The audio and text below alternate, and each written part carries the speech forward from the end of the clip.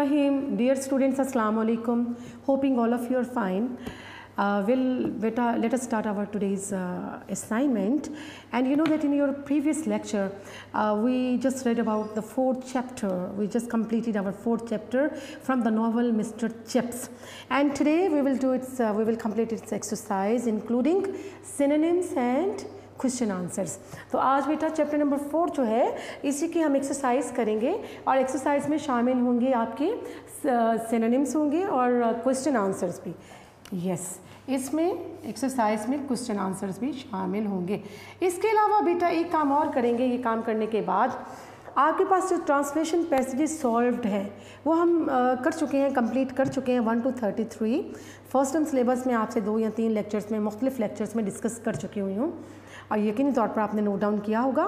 तो बेटे translation passages unseen करना है हमने 1 to 12।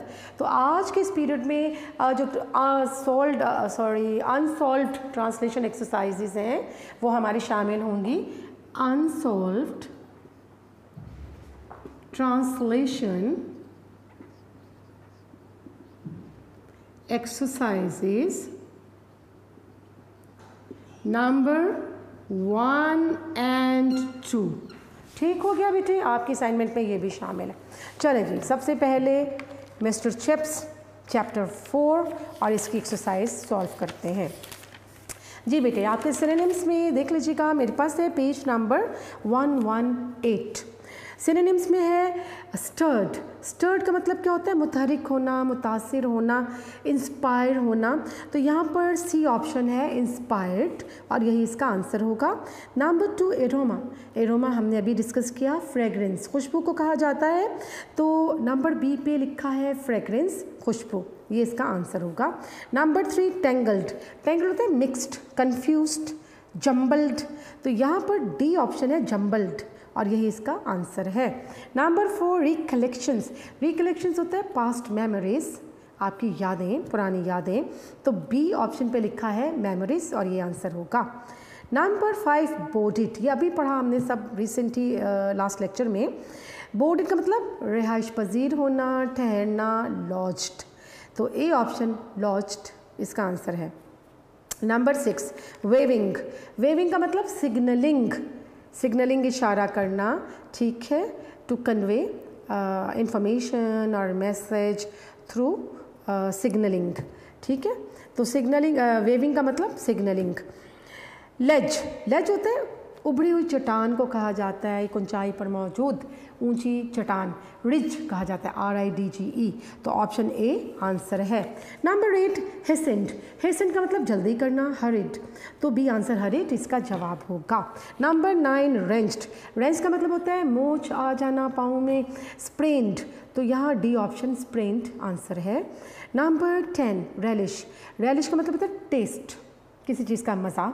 तो यहाँ पर सी ऑप्शन टेस्ट इसका आंसर होगा। Number 11 at home.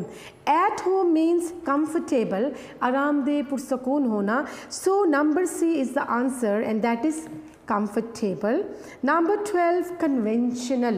Conventional mean old fashioned, orthodox, पुराने ख्यालात रखने वाला।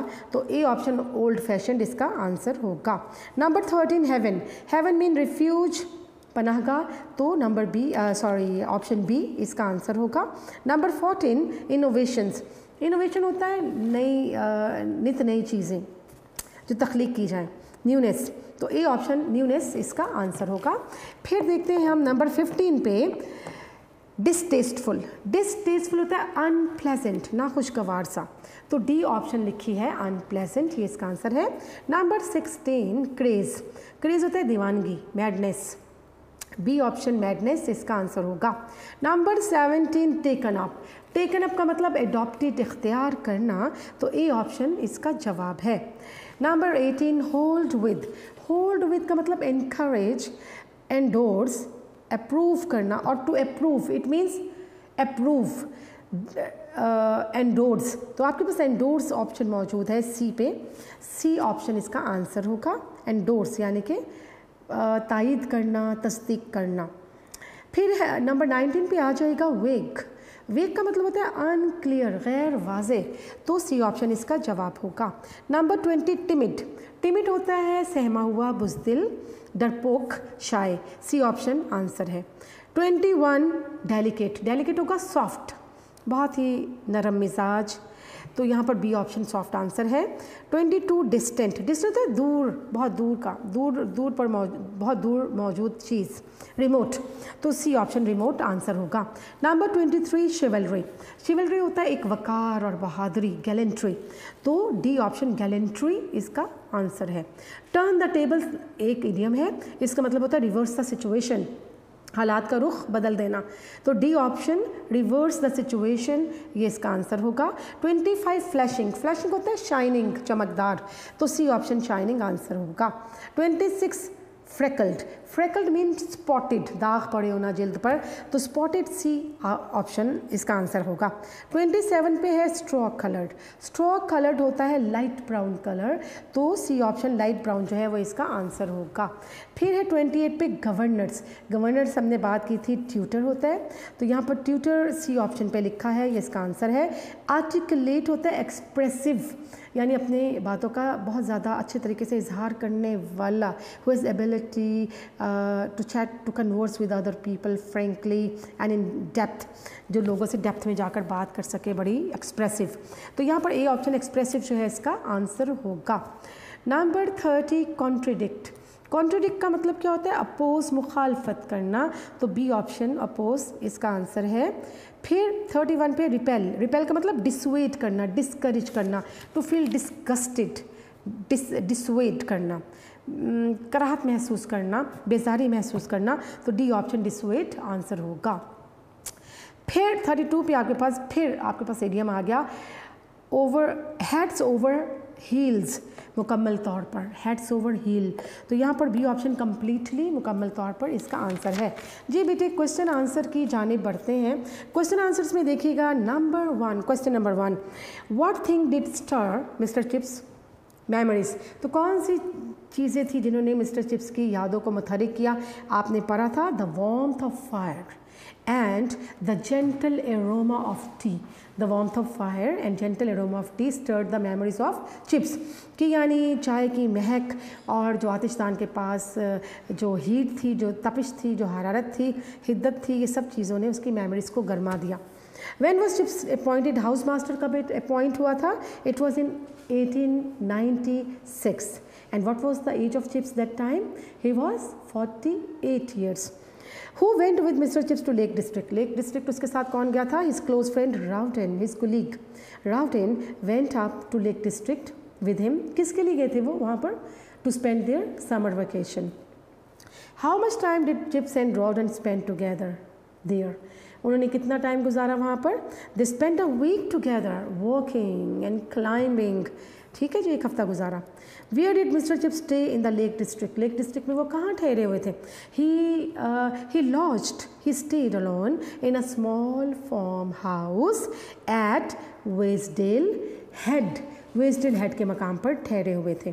How did Mr. Chips meet Catherine for the first time? First time कैसे मिले? The most important question of the chapter. आपने देखा कि once Mister Chips was climbing the Great Gable, he saw a girl who was waving her hand, who was standing on a dangerous looking rock, so that is why he moved or rushed towards her. In his attempt to save the girl, he slipped and sprained his ankle, and the girl along with her close friend took Mr. Chips to the farmhouse, and then क्या हुआ? Continued looking after him. How did Chips feel in the company of women? Women की company में कैसा महसूस करता था? He never felt comfortable. He never felt at ease in the company of women. He considered the women of the 19th centuries a monstrous creature. वो कहता था ये खौफनाक मखलूक है ख़वातीन 19वीं सदी की, which filled him with horror. वो खौफज़दा हो जाता था। Why did Chips not like Bernard Shaw and Ibsen and bicycling, ये चीज़ें से क्यों पसंद नहीं थी? Ibsen, bicycling, Bernard Shaw writer जो है या इब्सन, उसे क्यों पसंद ना था? Actually he did not like the modern women of 90s and he was shocked to see the women riding a bicycle and reading Ibsen or Bernard Shaw, ठीक है, because he disliked the very views and criticisms of these writers of the modern age. उसे modern age की ख़वातीन जो है उनकी modernity, newness पसंद नहीं थी, इसी तरह से वो modern writers को पसंद नहीं करता था। What notion did Chips have about women? Women के बारे में वो क्या सोचता था? That women were timid, number one, timid, weak and delicate, and that nice man should treat them with polite but rather distant, remote gallantry, कि मर्दों को उनके साथ वक़ार और शाइस्तगी से पेश आना चाहिए। What notion did Chips have about women? Women ये आपने पढ़ लिया। Could Chips expect a women on Great Gable? क्या वो एक्सपेक्ट कर सकता था कि ग्रेट गैबल नामी पहाड़ पर कोई खातून चढ़ी हुई है? No, he did not believe that women that any women could be there because he believed that women should not be so bold as to climb the hills and mountains.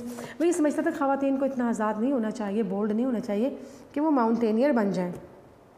Give physical description of Katherine Bridges. Katherine Bridges के physical description आपने देना है। कैसी थी वो? आपने पढ़ा कि she had blue flashing eyes and she had freckled cheeks and her hair were straw, she was having straw coloured hair. आगे देखते हैं। Why did Katherine visit Chips on her bicycle? क्यों बाईसाइकिल पे उसे मिलने जाती थी? Because she thought herself responsible for the accident which Chips had to face, ठीक है। How did Catherine think about Chips at first?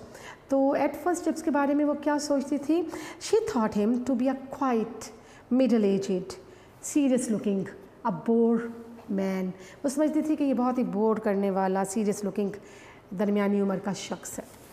What did Chips think when Catherine visited him alone? तो जब Catherine visit करती थी all alone, तन्हा आती थी उसके फार्म हाउस पे, तो क्या सोचता था? आपने पढ़ा कि when Chips saw a young girl like Catherine visiting a man alone in a farmhouse, he began to wonder where the world was going. वो हैरान हो जाता कि दुनिया को क्या हो गया, ख़वातीन इतनी आज़ाद हो गई हैं कि आज़ादाना तौर पे घूमती हैं। What was the profession of Catherine? आपने क्या पढ़ा कि she was a governess out of job and she had saved a little money besides. Why did Chips not contradict Catherine's political views when she expressed them to him? तो chips जो था वो Catherine के ख़यालात की मुखालफत क्यों नहीं करता था जब वो बातचीत करती थी? तो हमने ये देखा कि he did not consider it important or worthwhile or necessary to contradict or oppose the Catherine's views because he himself was not very much expressive. क्योंकि वो बहुत एक्सप्रेसिव नहीं था, अपनी बातों को बहुत डिटेल और अच्छी तरीके से बयान नहीं कर सकता था, लिहाजा वो बहस नहीं करता था, कैथरीन को अपोज नहीं करता था, उसकी मुखालफत नहीं करता था। How did Catherine begin to like Chips? Chips को उसने कैसे, वो क्यों लाइक करती थी? She like Chips because of his gentle and soft manners, because she thought that although her views were outdated but he was completely honest, and she also liked his brown eyes, and she also liked that she looked quite charming, that he looked very charming when he smiled. ठीक है जी। How much time did Katherine and Chips take to fall in love with each other and marry? कितना वक्त लगा उनको एक दूसरे से मोहब्बत डेवलप करने में? यानी within a week they fell in love with each other and before Chips could walk without stick they considered themselves as engaged, and ultimately they married in London a week before the beginning of the which term? Autumn term. What were the political views of Mr. Chips? उसके political views क्या थे? Mr. Chips was old-fashioned, conservative and outdated, and he disliked modernity, and he disliked Bernard Shaw, William Morris and Ibsen. ठीक है, he considered their views reprehensible. वो इनके views को, modern views को अच्छा नहीं समझता था. What was the most interesting event in the novel? Very important question. Most interesting event आपने क्या पढ़ी? While climbing the Great Gable he saw a beautiful girl waving her hand to her friend, and he found, or he thought, that perhaps the girl was in danger. So that is why he rushed towards, he hurriedly moved towards the girl, and in this effort he slipped and wrenched his feet, and the girl ultimately took him to his farmhouse and continued looking after him over there. And there क्या हुआ कि this meeting developed into a sort of love and ultimately they got married. जी, draw character sketch of Catherine Bridge, इंतहाई important question है, बहुत अहम सवाल है कैथरीन ब्रिजेस का कैरेक्टर स्केच। कैथरीन ब्रिजेस आपने क्या पढ़ा कि she was a governor out of job, she was 25 years old and she had flashing eyes, spotted or freckled cheeks and smooth straw colored hairs, and she married Chips in the year 1896, and she influenced Mr. Chips in many ways. She brought very happy changes in the personality of Mr. Chips, but unfortunately she died in a childbirth in the year 1898 after staying for 2 years with Chips only. जी, after staying only 2 years with Chips. Next question number 2 देखते हैं बेटे। What were Catherine's views about middle-aged men before meeting Chips? Chips से मुलाकात से पहले वो middle age के जो मर्द थे उनके बारे में क्या सोचा करती थी? Katherine had always thought that she always thought that the middle aged person और man who read the times and disapproved the modernity were extremely bored. वो समझती थी टाइम नामी अखबार पढ़ने वाले लोग, दरमियानी उम्र के लोग जो हैं बड़े बोर होते हैं। She thought that they could not win her affection. ठीक है, वो क्या समझती थी कि वो उसकी तवज्जो नहीं ले सकेंगे, but Mister Chips was an exception. लेकिन मिस्टर चिप्स के बारे में देखते हैं कि वो बहरहाल she developed a sort of liking for him ultimately. What kind of political views did Catherine have? Catherine के political views के बारे में आपने क्या पढ़ा? हमने ये पढ़ा कि in politics she was radical socialist and she liked the views of Bernard Shaw, she liked the views of Ibsen, and she read William Morris, the modern writers. She believed that women ought to be admitted to universities. The women ought to be given a right or to have a right of voting. तो बड़ी radical socialist talk थी उसकी, और वो चाहती थी ख़वातीन university में दाखिल हों और उनको वोट का हक जो है वो मिले। Why was the spring 1896 important for Chips? Chips के लिए 1896 का स्प्रिंग जो है वो क्यों इम्पोर्टेंट था? Because in the spring 1896 he went to Lake District where he had a chance to meet his future wife Catherine Bridges. ये उसके लिए इसलिए अहम था क्योंकि वो इस साल कहाँ गया? लेक डिस्ट्रिक्ट गया, और वहाँ पर उसकी हादसाती तौर पर अचानक ही मुलाकात होती है अपनी फ्यूचर वाइफ से। किससे? कैथरीन ब्रिजेस से।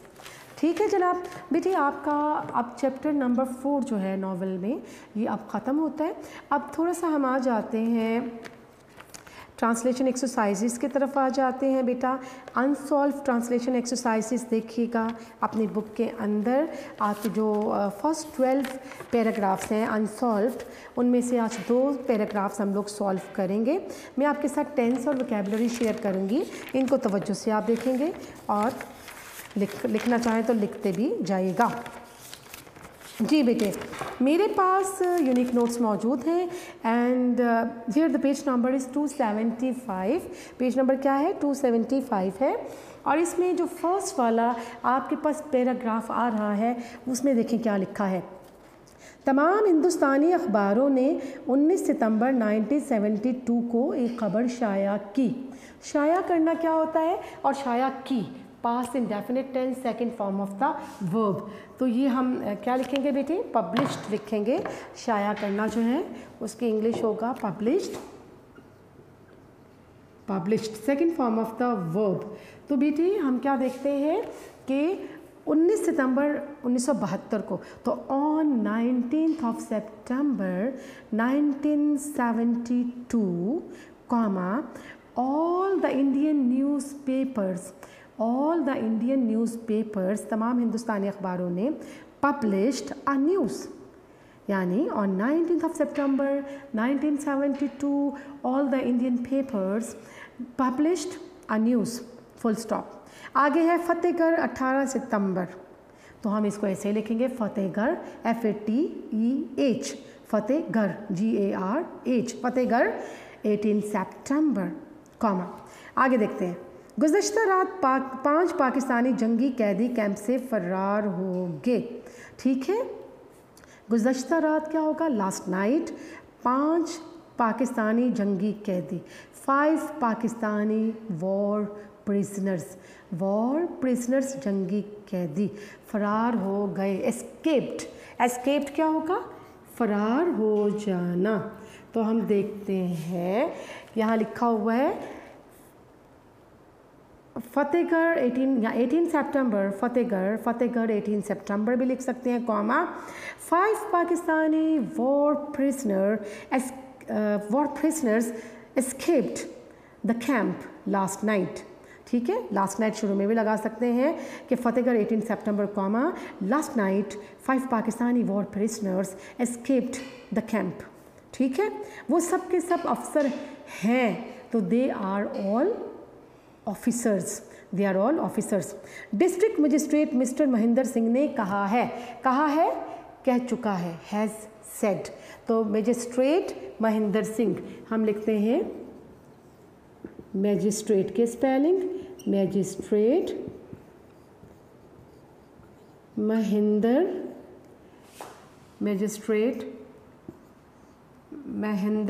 सिंह।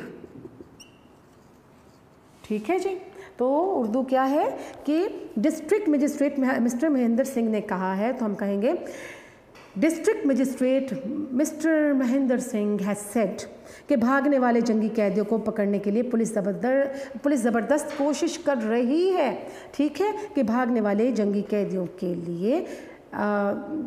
को पकड़ने के लिए पुलिस ज़बरदस्त कोशिश कर रही है। Present continuous tense, that police is making its best effort to arrest. पकड़ना क्या होता है, टू अरेस्ट, और भागने वाले क्या होगा, टू अरेस्ट होगा पकड़ना, और भागने वाले क्या होगा, एस्केप्ड वॉर प्रिजनर्स, भागने वाले जंगी कैदी। तो हम क्या कहेंगे कि भागने वाले जंगी कैदियों को पकड़ने के लिए पुलिस ज़बरदस्त कोशिश कर रही है।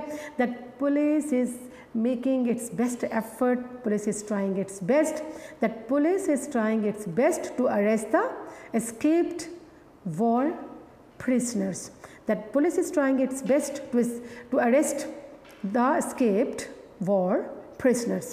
आगे फुल स्टॉप के बाद आते हैं, इन पाकिस्तानी अफसरों के नाम हैं major Nadir Parvez, major Tariq Parvez, captain Zafar Hussain Gul, lieutenant Noor Ahmed, lieutenant Yamin. तो बेटे नाम तो हम ऐसे ही लिखेंगे इंग्लिश में, तो the name of this Pakistani officers are, फिर आप इसमें कॉलन साइन लगा सकते हो और लिखेंगे major MAJOR major Nadir Parvez, major Tariq Parvez, comma, captain Zafar Hussain Gul, और लेफ्टिनेंट के लिए आप एब्रीविएशन में LT लिखते हो, इस तरह से लिखते हैं लेफ्टिनेंट कौन से, लेफ्टिनेंट नूर अहमद, लेफ्टिनेंट यामीन, फुल स्टॉप। ठीक है जी, आगे है शुरू ही से उन्होंने इरादा किया था, यानी किया था, कर चुके थे।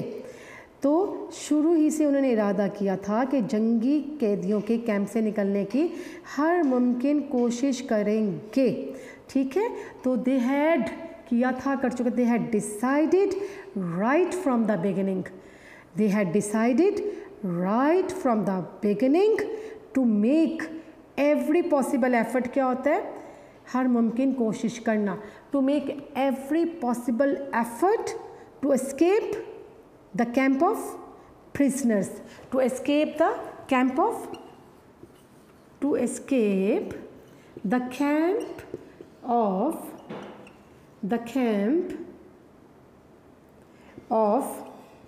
prisoners। तो हम क्या कहेंगे कि शुरू ही से उन्होंने इरादा किया था, they had decided right from the beginning to escape or to make every possible effort to escape the prisoners camp, to escape the camp of the prisoners या to escape the prisoners camp. आगे देखते हैं बेटे, Fatehgarh camp में उन्होंने कई महीनों की सख्त कोशिश के बाद, after a hard effort of several month, कई महीनों की सख्त कोशिश के बाद, after a hard effort of several month, मैं लिख देती हूँ after a hard effort of several months. देखते हैं कि उन्होंने क्या किया कई महीने की कोशिश के बाद।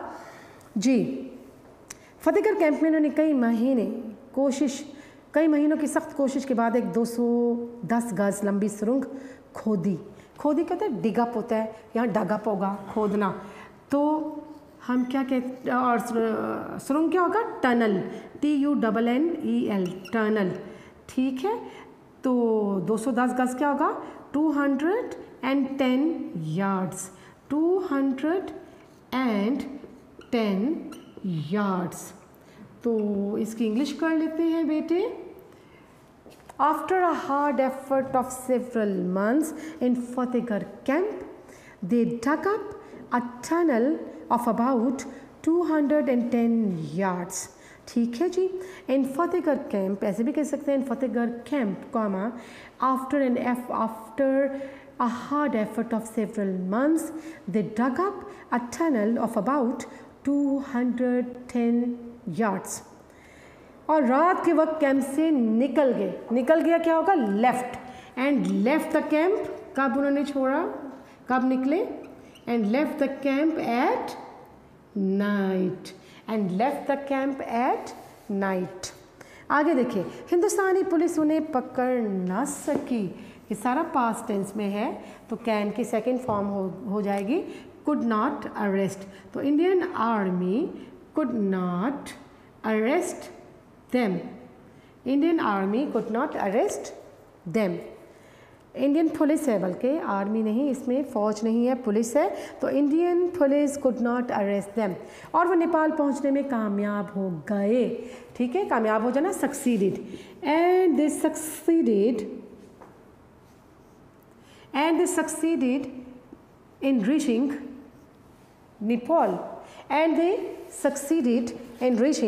नेपाल, और वो नेपाल पहुंचने में कामयाब हो गए, ठीक है जी बेटे। इसके बाद नेक्स्ट हम देखते हैं, और फिर बजरिया जहाज़ पाकिस्तान आगे, and then came to Pakistan, बजरिया जहाज़ क्या होगा, by air, and then came to Pakistan by air, past indefinite tense है, and then came to Pakistan by air. ये बेटा आपका एक पैराग्राफ जो है वो हो गया मुकम्मल। अब दूसरा पैराग्राफ जो इसको देख लेते हैं, हमें 2 पैराग्राफ ही आज करना है। इसमें है 1846 में अंग्रेज़ों ने, जी इसमें से हम पढ़ते हैं, 1846 में अंग्रेज़ों ने जम्मू और कश्मीर की खूबसूरत वादी गुलाब सिंह के हाथ फ़रोख्त कर दी। फ़रोख्त कर देना वर्ब है इसमें, सेल, सोल्ड। तो हम देखते हैं इन 1846 द ब्रिटिशर्स, यानी अंग्रेज़ों ने इन 1846 द ब्रिटिशर्स सोल्ड क्या सोल्ड किया है, the beautiful valley of Jammu and Kashmir, किसको सोल्ड किया है, टू गुलाब सिंह, ठीक है। In 1846 the britishers sold the beautiful valley of Jammu and Kashmir to Gulab Singh. In 1846, the Britishers sold the beautiful valley of Jammu and Kashmir to Gulab Singh, GULABSINGH। आगे देखते हैं, वादी के साथ कश्मीर के इंसान भी बेच दिए गए, फिर पास्ट टेंस आ जाएगा, तो द पीपल ऑफ कश्मीर के लोग, the people of Kashmir were also sold, The people of Kashmir were also sold with this valley, इस वादी के साथ ही। 1947 में पाकिस्तान वजूद में आया, तो पास इंडेफिनिट आया, पास की बात कर उन्होंने इसमें कर दी, तो Pakistan came into existence, Pakistan came into being in 1947। राजा हरि सिंह ने हिंदुस्तान के साथ इल्हाक कर लिया। तो क्या आएगा बेटा कि नहीं, इससे पहले एक लाइन छूट गई। कश्मीर के लोग पाकिस्तान में शामिल होना चाहते थे। शामिल होना, to have affiliation with, to have affiliation with, इल्हाक करना, ज्वाइन करना, शामिल हो जाना, टू हैव एफिलिएशन विद। तो हम देखते हैं कि क्या सेंटेंस है हमारे पास। कश्मीर के लोग पाकिस्तान में शामिल होना चाहते थे। The people of Kashmir wanted to have affiliation, the people of Kashmir wanted to have affiliation with Pakistan. Raja Hari Singh ने हिंदुस्तान के साथ इल्हाक कर लिया। तो Raja Hari Singh got it affiliated, इल्हाक कर लिया, got it affiliated with India. Raja Hari Singh got it affiliated, इल्हाक कर लेना, got it affiliated with India. Next देखते हैं। शेख अब्दुल्ला ने फैसले की हमायत की। तो Sheikh Abdullah favoured, favoured supported, दोनों का मतलब हिमायत होगा। फेवर्ड सपोर्टेड, तो शेख अब्दुल्ला सपोर्टेड और favoured this decision, he favoured this decision. कश्मीरियों ने हथियार उठा लिए। हथियार उठाना होता है टुक द आर्म, हथियार उठा लिए, second form. Took the arms, हथियार उठा। लेड डाउन आर्म्स होता है हथियार डाल देना, और हथियार उठाना होगा टुक द आर्म्स। तो कश्मीरियों ने हथियार उठा लिए। The Kashmir is took the arms. हिंदुस्तानी फौज वादी में दाखिल हो गई, एंटर्ड। तो इंडियन आर्मी या Indian forces entered the valley. Pakistan ने कश्मीरियों की मदद की, हेल्प्ड वर्ब है। तो पाकिस्तानीज हेल्प्ड द कश्मीरीज, ठीक है। पाकिस्तान या पाकिस्तान हेल्प्ड, पाकिस्तान इसमें लिखा हुआ है पाकिस्तान ने कश्मीरियों की मदद की, तो Pakistan helped the Kashmiris. Next है, कश्मीर का एक हिस्सा आज़ाद करा लिया गया। A part of Kashmir was liberated, a part of Kashmir was liberated. Liberated का मतलब आज़ाद करवा लेना, ये बेटा मैंने यहाँ पर लिख भी दिया है। A part of Kashmir was liberated. आखिरकार अक़वाम मुत्तहिदा ने कश्मीर में इस तस्वाब राय करवाने का फ़ैसला कर लिया। जी बेटा, इस तस्वाब राय क्या होता है? एक तरह का रेफरेंडम है, public opinion, free public opinion होती है। तो इस तस्वाब राय को हम इंग्लिश में लिखते हैं टू होल्ड प्लेबिसाइट। प्लेबिसाइट होगा इस तस्वाब राय करवाना, रेफरेंडम करवाना, वोटिंग करवाना। तो हमारे पास सेंटेंस ये था कि आखिरकार क्या होगा? Eventually, finally, at last. अक़वाम मुत्तहिदा क्या है? यूएनओ। कश्मीर में इस तस्वाब राय करवाने का वादा किया, प्रॉमिस्ड, यहाँ वर्ब है वादा, तो सेकंड फॉर्म आ जाएगी। Eventually UNO promised to hold a plebiscite. Eventually, the UNO decided or promised, the UNO promised to hold a plebiscite in Kashmir. Hindustan इस पर राजी हो गया।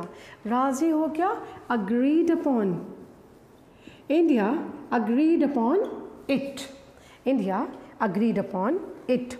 फिर हम देखते हैं नेक्स्ट लाइन आपकी है, जंग ख़त्म हो गई। The war ended. The war ended. ख़त्म हो गई, past tense, second form. The war ended.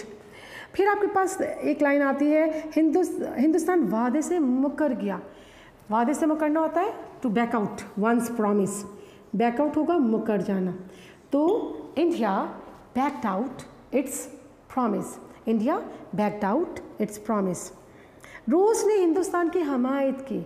Russia supported, किसको सपोर्ट किया? इंडिया को। सपोर्टेड पास्ट इंडेफिनिट है ये सारा पैराग्राफ भी। तो रशिया सपोर्टेड इंडिया। अक़वाम मुत्तहिदा बेबस थी। तो यूएनओ क्या थी जनाब? हेल्पलेस थी। तो यहाँ पर हम लिखते हैं हेल्पलेस। तो यूएनओ वॉज हेल्पलेस। फिर नेक्स्ट देखिएगा, इस तस्वाब राय ना हो सका। तो plebiscite couldn't be held couldn't be held. Plebiscite could not be held. B की वजह से थर्ड फॉर्म आ जाएगी. Plebiscite could not be held. Next देखिएगा, वादी का एक बड़ा हिस्सा, ठीक है, a big part of the valley, a major part of the valley, a big part of the valley आज भी हिंदुस्तान के कब्जे में है. Is still under Indian occupation. Indian occupation. A big part of the valley is still under Indian occupation. ठीक है, a big part, a major part of the valley is still under Indian occupation. जी बेटे, आपके 2 paragraph target थे, ये हमने कर लिए. एक छोटा सा काम हम कर लेते हैं, हमारे पास 5-7 मिनट अभी अवेलेबल हैं. बेटे प्रेपोजिशन की एक्सरसाइजेज जो हैं वो हमने 7 की हैं और कितनी करनी है, 11 करनी है. आज मज़ीद देखते हैं कितनी कर सकते हैं, इस पीरियड को अवेल कर सकते हैं. आप प्रेपोजिशन वाला चैप्टर खोल लीजिएगा. यूनिक नोट्स में से मेरे पास पेज नंबर 181 है यूनिक नोट्स का, और इसमें एक्सरसाइज नंबर 8 है. एक्सरसाइज नंबर 8 हम लोग आज करते हैं. जी आपके पास, इसको मिटा लेते हैं, शायद कुछ लिखने की ज़रूरत पड़ती है तो साथ साथ हम यहाँ पर लिखते भी जाएंगे. जी बेटे, exercise number 8, I am oblige dash him. Oblige him है, किसी पर्सन को इंडिकेट किया जा रहा है, तो टू प्रेपोजिशन आएगी ऑब्लाइज टू. ऑब्लाइज टू का मतलब होता है इंडेप्टेड टू, एहसानमंद होना, कि मैं आपका एहसानमंद हूँ. फॉर हिज टाइमली हेल्प, उसकी बर वक्त मदद के लिए. फिर है I am proud dash my country. Proud of होता है किसी चीज़ पर फ़ख्र महसूस करना, तो I am proud of my country. फिर आपके पास नंबर 3 है, he longs a car. Long for, long for एक फ्रेजल में आ जाता है, और लॉन्ग्स फॉर का मतलब होता है desire, to have desire for, ख्वाहिशमंद होना किसी चीज़ के लिए. तो हम देखते हैं he longs for a car, कि उसकी ख्वाहिश क्या है, गाड़ी रखना. Number 4, early rising is good dash health. यानी इसमें बता दिया कि हेल्थ के लिए अर्ली राइजिंग ज़रूरी है. तो फॉर व्हाट, फॉर हेल्थ, तो यहाँ पर प्रेपोजिशन आएगी for health. I feel sorry for the poor. Feel sorry for idiom है, टू फील सॉरी फॉर, हमदर्दी रखना, to feel sorry for the poor. ठीक है, तो यहाँ पर क्या लिखेंगे, to feel sorry for the poor, कि मैं गरीबों से हमदर्दी रखता हूँ. I did not apply dash leave. I did not apply dash leave, यानी रुखसत के लिए मैंने अप्लाई ना किया. किसके लिए, फॉर व्हाट, फॉर यहाँ पर इसलिए आ जाएगा, किस लिए अप्लाई ना किया, for leave, simple preposition. Number 7, the scheme was approve dash the officers. तो ऑफिसर्स की जानिब से अप्रूव हुई है, इसलिए बाय आएगा, simple preposition. The improved by somebody, by the officers. जी number 8, please attend me for a moment. Attend to, attend me है, किसी की जानिब इशारा किया जा रहा है, तो टू प्रेपोजिशन आती है, तो कहा जा रहा है कि मेरी तरफ थोड़ी देर के लिए तवज्जो दी जाए, मेरी बात की तरफ. अटेंड टू आएगा, तो आपके पास क्या वर्ड आ गया, अटेंड टू. ठीक है जी, तवज्जो दी जाना. Number 9, he fell victim dash the disease. जब डिसीज़, किसी डिसीज़ का शिकार होने के बारे में बात की जाए, तो फॉल अ विक्टिम टू, तो हम कहते हैं fall a victim to. Fall a victim to idiom है, इसका मतलब किसी डिसीज़, बीमारी का शिकार हो जाना. तो यहाँ पर मैंने आपको बताया था इडियम्स भी, इनमें सिंपल प्रेपोजिशंस भी है, फ्रेजल वर्ब्स के साथ जो लगने वाली प्रेपोजिशंस हैं वो भी हैं, और इडियम्स भी हैं. उनको तो हम चेंज नहीं कर सकते, जो इडियम जैसा है उसे हमें वैसे ही जहन में रखना है उस मीनिंग को. जी, he fell victim to a disease. Number 10, the tea is very hot. चाय बहुत गर्म है. I must put some milk dash it. Simple preposition, किसी चीज़ के अंदर गहराई की बात की जाए तो इन होगा, तो I must put some milk in it. Number 9 exercise कर लेते हैं. We must abide dash the rules of the country. Abide by होता है, अबाइड बाय फ्रेजल वर्ब है. अबाइड बाय का मतलब क्या होता है, पाबंदी करना, टू ऑब्जर्व, मानना. तो हमें ट्रैफिक, अपने मुल्क के कवानीन को मानना चाहिए. Number 2, he is known dash his medical researches. वो अपने मेडिकल रिसर्चेस की वजह से जाना जाता है. नोन फॉर, नोन फॉर ये भी एक आपके इडियम्स में आता है.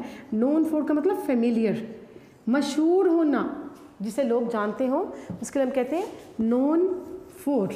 तो ये यहाँ पर आप फॉर लिखेंगे. नेक्स्ट पे आ जाइए बेटे. On account of his age he is disqualified, अपनी एज के बिना पर वो डिसक्वालीफाई हो गया, किसके लिए? कंपीटिंग के लिए, कंपीट करने के लिए। तो यहाँ पर सिंपल 4 आएगी, 4 कंपीटिंग। नंबर 4 है I am not concerned his affairs. Concern his, जब हम किसी पर्सन की बात कर रहे हैं तो विद आ जाएगा, तो हम कहेंगे I am not concerned with his affairs, कि मुझे उसके मामलात से कोई दिलचस्पी नहीं है। आगे देखते हैं number 5, brass consist dash copper and zinc. Copper और जिंक पर मुश्तमिल है, उसका बना हुआ है क्या? ब्रास।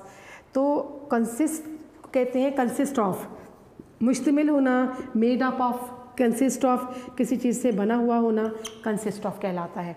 फिर देखें number 6, he has no good cause dash complaint, कि उसके पास कोई वाज़े वजह नहीं है, किसके लिए? कंप्लेन के लिए। तो यहाँ पर डैश में आएगा किसके लिए, यानी for what? For complaint, simple preposition 4 आएगी। The patient is now free dash danger, यानी पेशेंट इज़ नाउ फ्री, किस चीज़ से फ्री हो चुका है वो? From danger. फ्रॉम डेंजर यानी ख़तरे से, to be free from danger, to be free from danger. तो प्रेपोजिशन है फ्रॉम, किस चीज़ से। नेक्स्ट देखते हैं, Lahore is famous dash its colleges, famous dash its colleges, अपने कॉलेजेस की वजह, यानी वजह जो बन गई, what's for, Lahore is famous for what, तो वो किस चीज़ के लिए लाहौर मशहूर है? For its colleges. तो यहाँ पर आपके पास प्रेपोजिशन आएगी फेमस फॉर, 4 आ जाएगा उस जगह के लिए, उस चीज़ के लिए जिसको मेंशन किया गया है। Number 9, he is in the habit of sneering dash everything. Sneer at, sneer के साथ प्रेपोजिशन लगती है, स्नेयर एट फ्रेजल वर्ब है। स्नेयर एट का मतलब क्या होता है? लाफ एट, दूसरों का मजाक उड़ाना, हंसना। तो यहाँ पर आएगा he is in the habit of sneering at everything, हर चीज़ पे वो हंसता है, ये उसकी आदत है। Number 10, the whole land was suffering a financial crisis. Suffering from होता है, सफरिंग फ्रॉम का मतलब क्या होता है? Facing, facing a crisis. तो यहाँ पर सफरिंग फ्रॉम आएगा। नंबर 10 एक्सरसाइज, आखिरी एक्सरसाइज करनी है। Ghalib's poetry is remarkable dash its perfection, अपनी परफेक्शन के लिए, कामलियत के लिए गालिब की पोइट्री बड़ी रिमार्केबल है, बड़ी शानदार है। तो for what it is famous, it is remarkable. तो हम यहाँ पर 4 लगाएंगे, किस चीज़ के लिए है? जिस चीज़ की क्वालिटी को, या जो क्वालिटी इंडिकेट की जा रही हो, तो उसके लिए हम 4 इस्तेमाल करेंगे। Let us not confuse liberty dash licence. Liberty तो फ्रीडम होता है, आज़ादी। तो लाइसेंस किसे कहते हैं? लाइसेंस होता है freedom to behave as one's desire, freedom to behave as one's desire, अपने ख्वाहिशात के ताबे रहना, बेराह रवी। तो क्या कहते हैं? लेट अस नॉट कन्फ्यूज़, हमें कन्फ्यूज़ नहीं होना चाहिए 2 कंसेप्ट के बारे में। Confuse liberty, let us not confuse liberty, कि हम इसको कन्फ्यूज़ ना करें, मिलाएं ना लिबर्टी को विद व्हाट? With license. यहाँ आएगा विद लाइसेंस, दोनों को कंपेयर कर रहे हैं और दोनों अपोजिशंस में हैं, दोनों अपोजिट चीज़ें। He is prominent dash his class, अपनी क्लास में प्रोमिनेंट है, तो इन आ जाएगा, simple preposition. Many delegates abstain dash voting, abstain from phrasal verb है। एब्सटेन फ्रॉम का मतलब होता है अवॉइड, कि बहुत से लोग जो है वोटिंग से अवॉइड करते हैं, तो आ जाएगा abstain from. He is afraid dash snacks and lizards, lizard से और स्नैक्स से वो खौफज़दा है, अफ्रेड ऑफ होता है, अफ्रेड ऑफ होता है किसी चीज़ से खौफज़दा होना। बिवियर डैश पिक पॉकेट्स, और किसी से बाखबर हो, किसी से ख़बरदार रहना भी बिवियर ऑफ होता है, बिवियर ऑफ। तो यहाँ क्या आएगा? Beware of pickpockets. The washerman has come dash clothes, washerman जो है, धोबी जो है वो आ चुका है, डैश क्लॉथ्स, कपड़ों के लिए, कपड़ों की धुलाई के लिए। तो for what he has come, for what, तो यहाँ पर 4 आएगा कि for clothes. The teacher compare the 2 poets each other, जो ईच अदर 2 लोगों को कंपेयर किया जा रहा है, 2 पोइट्स है, तो विद आ जाएगा with each other. The teachers compare the 2 poets dash each other with each other. Number 9, he wants to convince you dash his innocence, किस चीज़ से मुतासिर करना चाहता है? ऑफ हिज इनोसेंस, यानी to convince someone, to convince someone of some you can say some quality, तो कहा है he wants to convince you of his innocence. Last, he is very particular dash his clothes, बेटा particular about का मतलब होता है specific, very conspicuous, very specific, particular about किसी चीज़ के बारे में हसास होना, अपने लिबास के बारे में, अपनी अशिया के बारे में, वो होता है पर्टिकुलर अबाउट समथिंग। तो यहाँ पर हुआ he is very particular about his clothes. तो बेटे आपकी 10 एक्सरसाइजेज जो हैं अब तक कंप्लीट हो गई।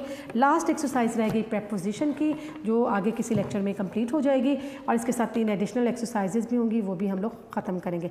तो बेटा thank you very much, take care and stay blessed. अल्लाह हाफिज़।